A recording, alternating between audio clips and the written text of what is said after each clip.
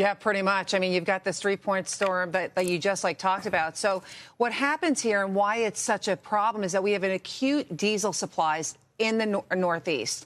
And so when you have the drought-stricken Mississippi and then you have the possibility of a rail strike, all of this then moves all of the, if you will, the trade to the rails, which then contributes to the higher prices. And diesel inventories, as you pointed out, are the lowest since 1951. And the greatest shortfall is here in the Northeast, including New York and New Jersey. Yeah, the Northeast, I mean, let's be honest, Lorianne, the Northeast, we're always the short end of the stick. I mean, because we're at the end of the stick, there's no pipelines, refineries aren't coming online, correct? So now we look to ships. You did just get some comments moments ago from the Department of Homeland Security about the Jones Act. What can you tell us? Sure. So folks that don't know what the Jones Act is, it pretty much prohibits a foreign vessel to go from one U.S. port to another U.S. port. And so the Homeland Security, they said that they would only grant a waiver if the Jones Act if the proposed shipments are in the interests of national defense and after CAFO evaluation of an issue. Under the law, waivers that do not meet the standard must be reviewed by a case-by-case basis, meaning that a individual tanker would have to approach the Department of Homeland Security to see if they would be allowed to move that critical fuel.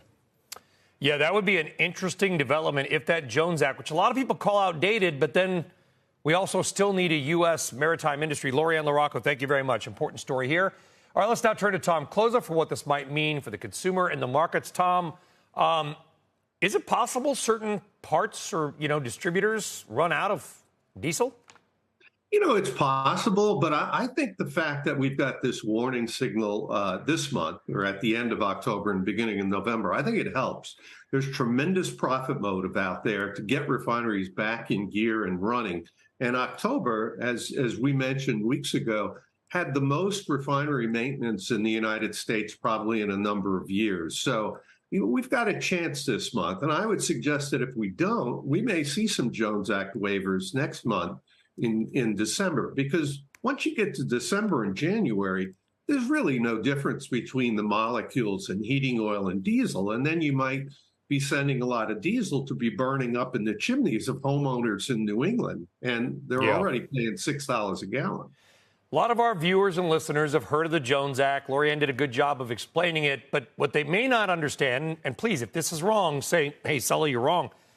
It's hard to believe, it can be cheaper to ship something, because of the Jones Act, from Houston to Istanbul than it is from Houston to New York, correct? Yeah, you can go around the world sometimes on what a Jones Act vessel might charge. Back with Sandy, we had things that were going from the Gulf Coast to Savannah or the lower Atlantic, and they were 15 or 20 cents a gallon. So I think it's about 18 cents right now to use a Jones Act vessel. There's only about 55 of them, and they tend to be time chartered. So, even if you had the money and the wherewithal to move it, there aren't many of them available. They tend to be taken almost like you would grab pieces of a monopoly board. Later today, the president's going to talk about potentially a windfall tax, a profits tax on windfall profits for big oil. It's nothing new, by the way. We had one from 1980 to 1986.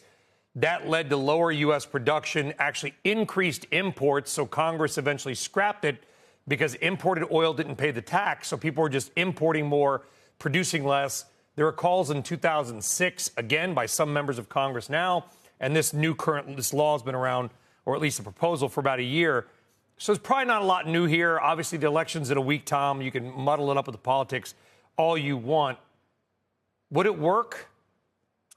I lived during the price controls in the 70s. I was a young man, but I remember they just created a lot of chaos and a lot of new oil and old oil. I would say this, though. Refiners can't disguise the fact that they've been having just epic times. The price of diesel in the Northeast has been averaging about $184 a barrel this month. And crude oil has been very pedestrian, about $87. So there are windfall profits. There's no question about it. But you have windfall profits at Pfizer and Moderna as well. And, we need vaccines. We need diesel. That's what we need in the next month. Yeah, and as I just tweeted out, automaker, pretty much every industry outside of hotels and restaurants had record profits because of unlimited demand and no need to discount because low rates and everybody had money. Tom Kloza, that's a different argument. Tom, we appreciate it as always. Thanks. Thank you very much.